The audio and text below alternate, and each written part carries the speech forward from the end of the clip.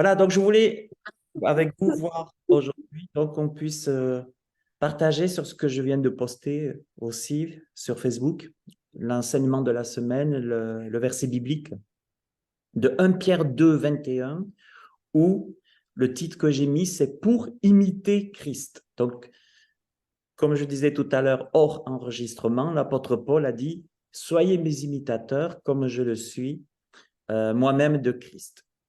Alors, le verset du jour que j'ai pris, c'est 1 Pierre 2, 21. 1 Pierre 2, 21.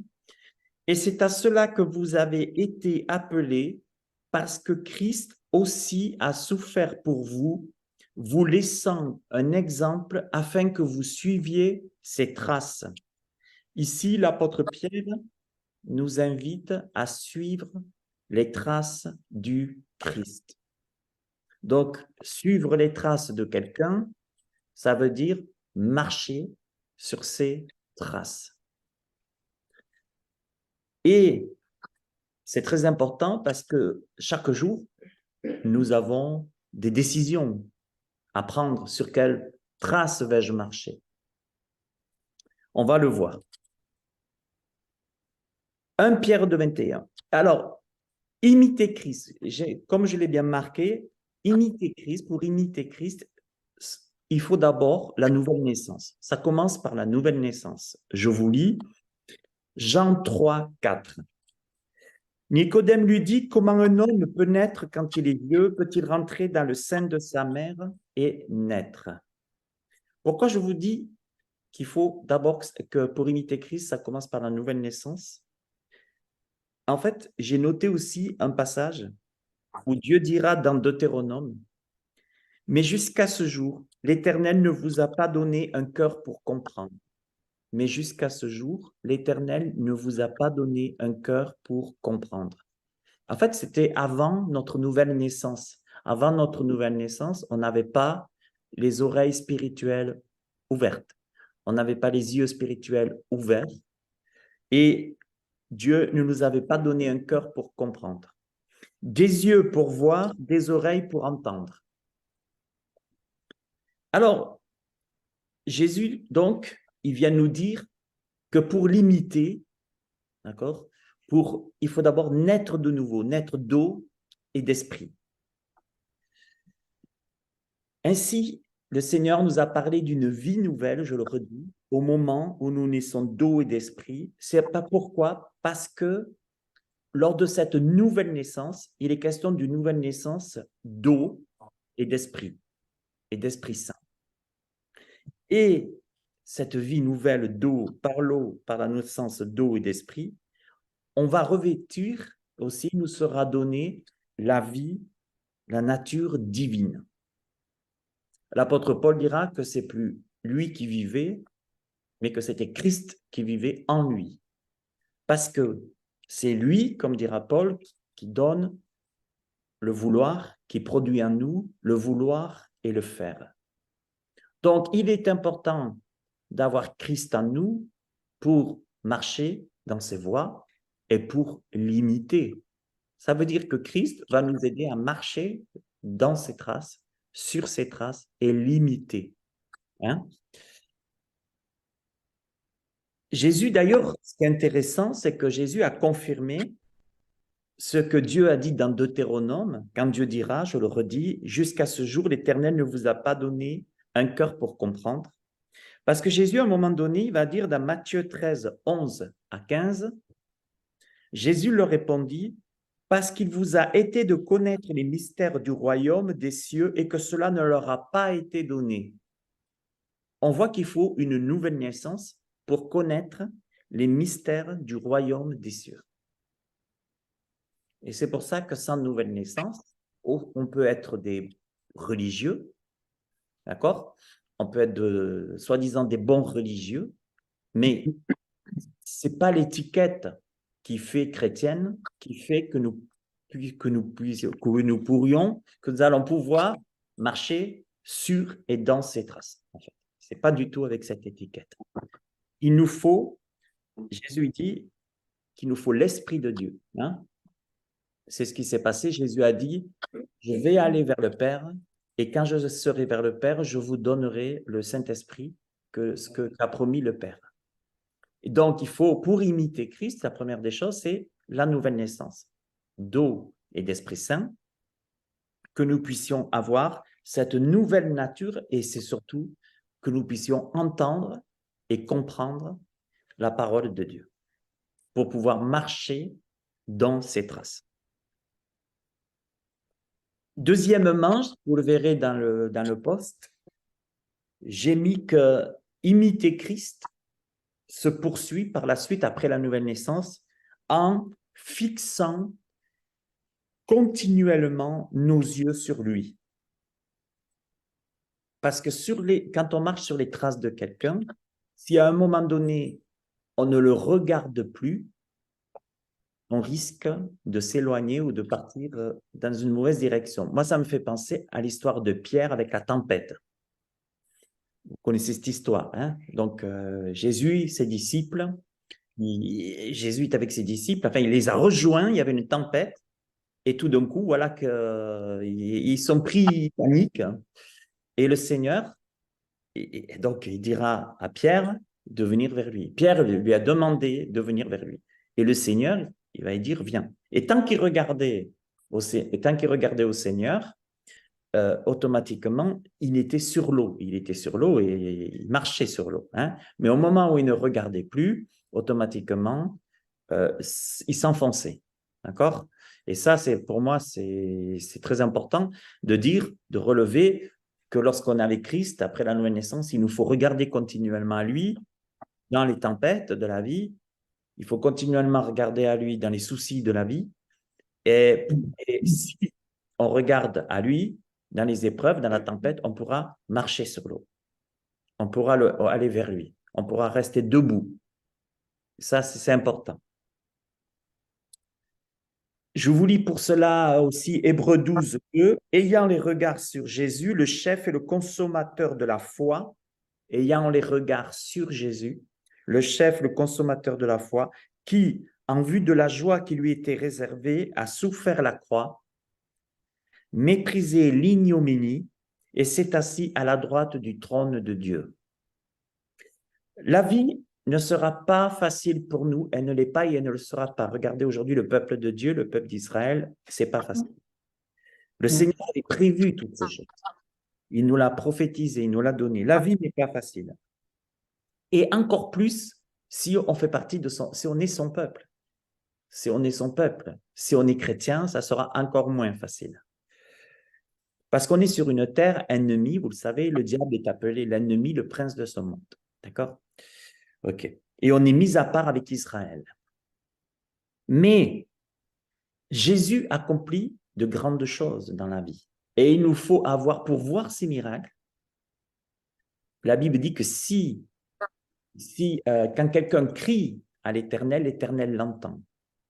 Hein, il le délivre. Mais il faut comprendre que la seule solution pour nous, dans les persécutions, dans les combats, dans les moqueries, dans toutes sortes d'oppositions, il est important d'avoir le regard fixé sur Jésus. Sur Jésus. Parce que du moment compris qu'on a donné notre vie à Jésus, du moment qu'on lui a remis notre vie entre ses mains, qu'importe les gens qui nous salissent, qu'importe les gens qui nous critiquent, qu'importe les gens qui veulent nous détruire, qu'importe. Mais tant que je regarderai à Jésus, je serai debout. Regarder à Jésus, c'est comme Moïse avec Amalek, l'histoire d'Amalek. Tant que Moïse élevait la main dans le combat, Israël gagnait. Quand Moïse baissait les bras, hein, Israël perdait. Et nous, il faut qu'on garde continuellement nos regards fixés sur Jésus. D'accord? Parce que c'est que par lui, qu'en lui, qu'on peut avoir la victoire. Et je vais vous lire 2 Chroniques 20, verset 12. « Ô notre Dieu, n'exerceras-tu pas tes jugements sur eux, car nous sommes sans force devant cette multitude nombreuse qui s'avance contre nous, et nous ne savons que faire, mais nos yeux sont sur toi. Mais nos yeux sont sur toi. » Toujours, les yeux, il faut penser, les yeux, c'est le regard. Les yeux, c'est le regard. Et il ne faut pas détourner notre regard du Seigneur. D'accord? Il faut rester toujours sur le Seigneur. Parce que quoi qu'il se passe, c'est Dieu qui le permet dans notre vie. Et la question, par exemple, demain, par exemple, où allons-nous fixer nos yeux? Sur qui allons-nous fixer nos yeux? Sur quoi allons-nous fixer nos yeux? Fixer nos yeux, on doit les fixer partout. On sera obligé. Parce que les yeux sont des organes qui nous permettent de voir. Sinon, on est aveugle. Et la question qui se pose, c'est où je vais les fixer demain? Jésus a dit, si un aveugle conduit un autre aveugle, les deux, ils vont tomber dans la fosse. Et Jésus a dit, si ton œil est pour toi une occasion de chute, arrache-le. Bon, ne le faites pas, n'arrachez pas votre œil, il n'a pas dit le sens physique. Hein. D'accord? On n'est pas dans un film d'horreur où il faut arracher l'œil. Hein. D'accord? Donc, ce que je veux dire, c'est, Jésus, il a dit, si ton œil est pour toi une occasion de chute, arrache-le. Parce que ce que la Bible veut nous dire, ce que le Seigneur veut nous dire, c'est de la façon dont nous allons voir, dont nous allons fixer nos yeux sur quelque chose, et c'est là que peut venir la convoitise. C'est là que toutes sortes de... Ah, bonjour le plafond. Comment il va le plafond? Voilà, c'est bon. Mais il n'y a aucun souci. Allez-y, il n'y a pas de souci.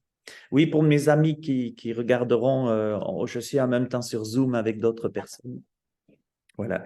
Donc, vous savez, ce que j'ai remarqué aussi, c'est que lorsque on a un regard fixé, par exemple, quand je regarde la télé, je fixe mon regard. Lorsqu'on a un regard fixé sur des circonstances défavorables, imaginez qu'on a un regard fixé que sur les choses qui ne vont pas. Mais qu'on fasse que ça, à longueur de journée, que sur les choses qui ne vont pas, on va finalement jusqu'à douter de l'amour de Dieu. Si Dieu existe, pourquoi ce que je vois? Parce que je garde mes yeux fixés sur ce que je vois. On peut douter de l'amour de Dieu, de son pouvoir, de sa puissance. La Bible dit, on le chante aussi, compte les bienfaits de Dieu, mets-les tous devant tes yeux, tu verras en adorant combien le nombre en est grand. Et dans ce monde, il y a beaucoup de déprimes, de dépression. Pourquoi? Parce qu'on fixe trop nos yeux sur ce qui ne va pas. On incline trop nos oreilles sur ce qu'on ne doit pas entendre. Et automatiquement, notre âme va se nourrir de ce que nous allons fixer, là où nos regards, ce que nos yeux vont fixer. Et ce n'est pas l'idée d'ignorer, on n'est pas appelé à ignorer la réalité des mauvaises nouvelles et tout. Mais le croyant est appelé dans les épreuves à avoir le regard fixé sur Jésus, sur les promesses de Dieu. Parce que, vous savez, à un moment donné, c'était à Gethsémani, Jésus, il a dit, Père, que ta volonté soit faite. Et les martyrs chrétiens gardaient les yeux fixés sur Jésus, même ils chantaient de la louange en prison, dans les arènes, jetés aux lions, etc. Pourquoi étaient-ils comme ça? Pourquoi? Parce qu'ils gardaient les yeux fixés sur Jésus. Voilà. Et pensons toujours que le regard humain, il a ses limites. Notre corps est limité. Nos mains sont limitées, nos oreilles sont limitées, nos yeux sont limités.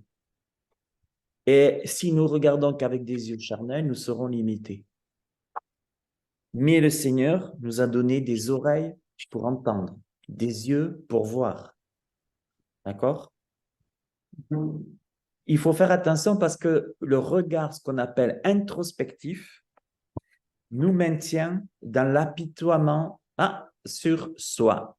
Je sais de nouveau, voilà, c'est pas grave. faut baisser. Je pense que ça peut être parce que vous... Est-ce que quelqu'un touche la table, peut-être? La table qui tremble, ouais. Il faudrait... Ah, ben c'est ça. Ouais, d'accord. Donc, vous n'avez pas pour caler, hein? Il faudrait se trouver. Ça peut aller maintenant. Je vais essayer de mettre ça. Non, mais c'est pas Ouais. grave. Non. C'est bon, là, ça va aller. Ça va aller maintenant dessus. Oui. Alors, qu'est-ce que l'introspection? L'introspection, c'est quoi? C'est le résultat, c'est comment je vais gérer ce que j'entends et ce que je vois.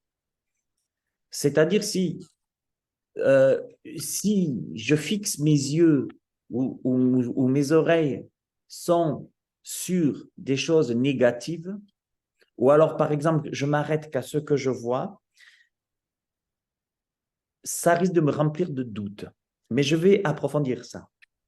Je donne un exemple. Si mes yeux sont fixés que sur mon prochain et que je finisse par me comparer aux autres, vous savez, il y a des gens, ce qui est normal, l'identité se construit aussi en se comparant aux autres, souvent. Et là, ça peut être très dangereux. Quand Paul il dit « Soyez mes imitateurs comme je le suis de Christ », c'est la même chose que la femme soit soumise à l'homme, que l'homme soit soumis au Christ. Pourquoi je dis tout ça? C'est parce que on a constaté, des médecins le constatent, des psys le constatent, que si on fait de l'apitoiement, comme j'ai dit tout à l'heure, de l'introspection, de l'apitoiement, qu'on s'apitoie sur soi-même par rapport à ce qu'on voit et ce qu'on entend, on risque, en se comparant aux autres, d'être rempli de doutes et de se dire, ben, je suis pas, ah ben lui il a de la chance ou elle a de la chance, parce que il faut faire attention de ne pas trop se comparer aux autres. En se comparant trop aux autres, et puis en plus, on n'est pas dans la pensée de Dieu comme ça, parce que Dieu a un plan pour nous, on est tous, on est tous uniques. Vous voyez, Dieu il connaît pour chacun de nous, il connaît pour chacun de nous les voies, les plans qui sont destinés. Regardez le psaume 25-15, j'arrive au bout. Il est dit, je tourne constamment les yeux vers l'Éternel, d'après car il me fera sortir mes pieds du filet. Donc, comment sortir du filet? Je tourne constamment les yeux vers l'Éternel. Le filet de l'oiseleur du psaume 91 ou 91, comment s'en sortir? Il faut fixer les yeux constamment sur l'Éternel. Il y a une guerre pour Israël, Moïse fixait les yeux constamment, il levait le bras, Israël gagnait. On peut s'apporter des pistes, des tuyaux pour sortir de nos épreuves. Mais il n'y a que le regard vers Jésus, parce que lui, c'est le seul qui peut nous montrer, parce qu'on est unique. Je tourne constamment les yeux vers l'Éternel, car il me fera sortir mes pieds, il fera sortir mes pieds du filet. Parce que les gens peuvent demain vous embrasser et après-demain vous jeter un filet. Et quand on est pris dans un filet, eh ben, demandez aux poissons comment ça se passe pour s'en défaire. Quand on est pris dans un filet, ça veut dire qu'on sait à un moment donné qu'on a fixé trop nos regards ou qu'on soit pris par quelqu'un. Ça peut être beaucoup de choses. Et c'est dur de sortir d'un filet. Mais la Bible dit, je tourne constamment les yeux vers l'Éternel, car il fera sortir mes pieds du filet. Notez ce verset, c'est Psaume 25, 15. Notez-le sur un bout de papier et chaque jour, dites-vous-le. Je tourne Psaume 25, 15. Psaume 25, 15. Toujours ça. Je tourne constamment les yeux vers l'Éternel, car il fera sortir mes pieds du filet. Voilà. Et le Seigneur ne dit pas qu'on n'aura pas d'épreuve.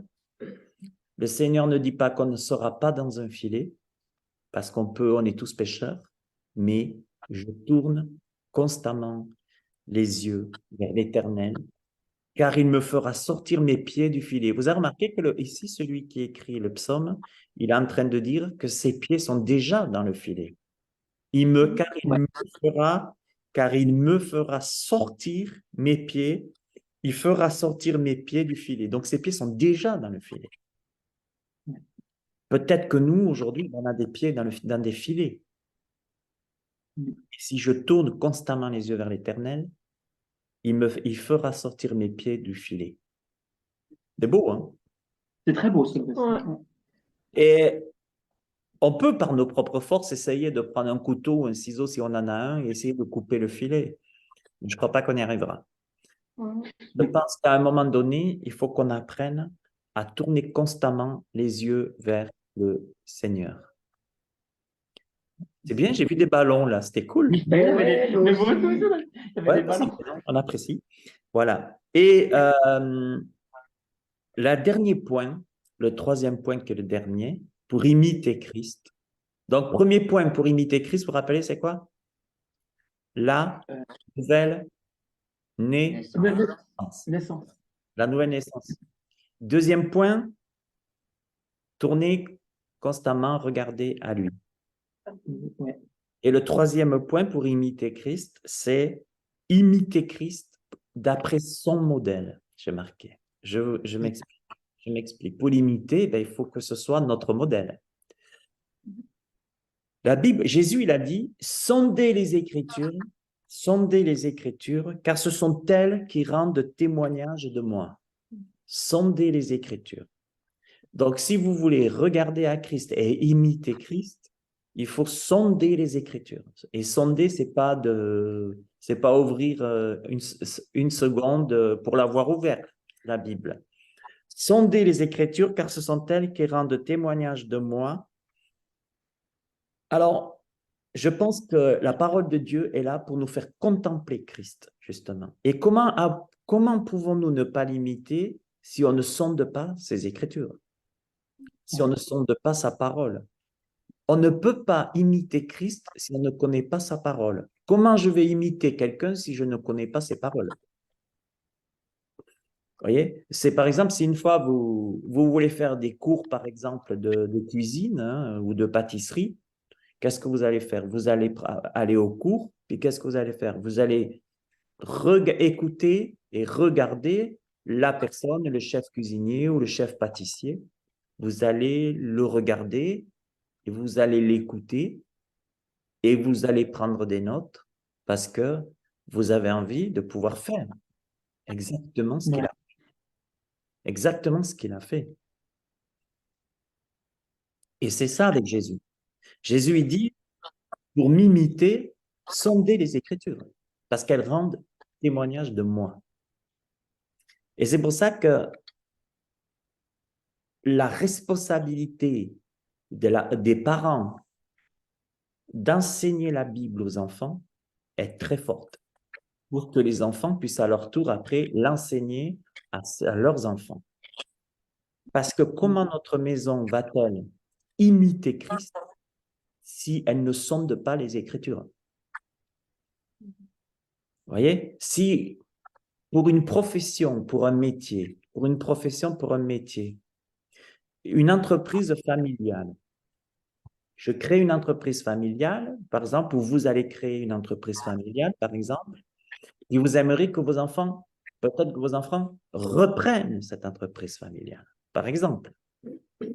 Mais pour cela, qu'est-ce qu'il faut? Pour qu'ils puissent, il faut qu'ils passent du temps avec vous, qu'ils regardent, qu'ils écoutent. C'est pas d'arriver et de dire, ouais, moi je vais tout casser, je vais tout changer, je m'en fous de ce qui a été fait avant, parce que là, ça risque gros. Et souvent, c'est la clé sous la porte. C'est souvent comme ça. Je dis pas que c'est parole de Dieu, mais on a besoin d'écouter, on a la vie, on a besoin de lire, on a besoin d'écouter, on a besoin de méditer. Et surtout, si on souhaite être disciple de Jésus, si on souhaite être un disciple de Jésus, si on souhaite imiter Christ, il est important de sonder les Écritures parce que c'est elles qui rendent témoignage de lui.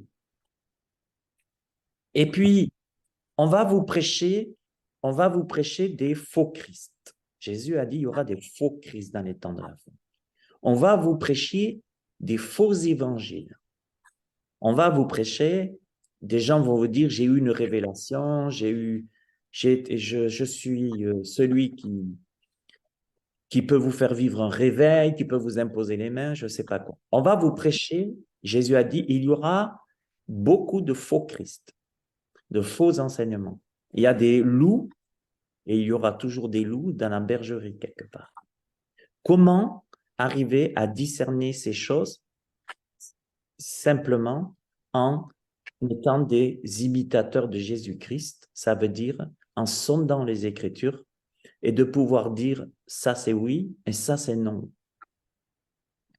Si on n'imite pas Christ, vous avez remarqué, je prends l'exemple de l'idolâtrie par exemple.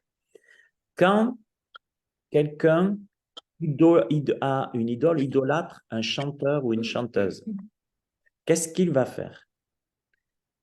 Il va vouloir, quand on est jeune, pré-ado, ado, ou je sais pas quoi, il va vouloir l'imiter.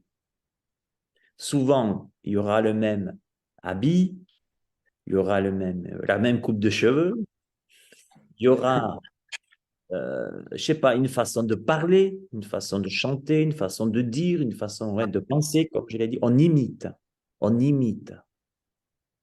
Et ça demande de la passion, ça demande quelque chose dont on va se concentrer dessus et croyez-moi, très longtemps. Alors voilà, dans le monde de l'idolâtrie, quand on aime, on dit toujours que quand on aime, on ne compte pas. Hein, c'est ce qui se dit aujourd'hui. Mais ce que j'ai envie de dire, si on veut imiter Christ, notre héros, si on veut l'imiter, il faut passer du temps avec lui. Il faut s'imprégner de ses pensées, de sa parole. Donc, il faut considérer ses voix pour pouvoir l'imiter. Quand on regarde un moment le soleil, il y a des personnes, on aime voir le soleil. On aime voir les astres, la lune rouge ou des choses comme ça. On aime voir. Quand on regarde un petit moment le soleil, l'astre brillant du jour, quand lui, L-U-I-T, dans sa splendeur. Puis que l'on abaisse ensuite les yeux sur les choses environnantes, on va devant les yeux comme un nuage, on ne distingue plus les choses qui sont autour de nous. Je m'explique. Imaginez quelqu'un qui contemple une lune rouge ou qui aime les astres ou autre chose. À un moment donné, il va tellement avoir les yeux dessus, le regard dessus, qu'il va oublier les choses d'en bas, les choses d'à côté. Il va être tellement dans son truc qu'il va vraiment pas détourner ses yeux.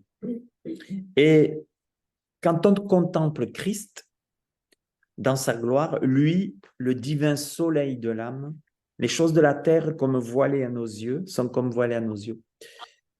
Elles ont perdu leur attrait, pour le cœur. Hein. C'est ça qui est important. Ce que j'aime, en général, on fixe nos yeux vers ce qu'on aime. On fixe nos regards vers ce qu'on aime. Et quand on fixe nos regards, on n'est plus, à un moment donné, on est déconnecté de la réalité. À un moment donné, on est comme déconnecté. Quand on fixe, alors là, je parle de l'idolâtrie et des choses. On est déconnecté de la réalité. Oh, d'ailleurs, les gens ils disent, je m'en fous quoi qu'il puisse se passer. J'en ai rien à foutre ce qui peut se passer. Moi, c'est ça et personne ne me l'enlèvera. Eh bien, ce que le Seigneur veut, c'est qu'on puisse le contempler.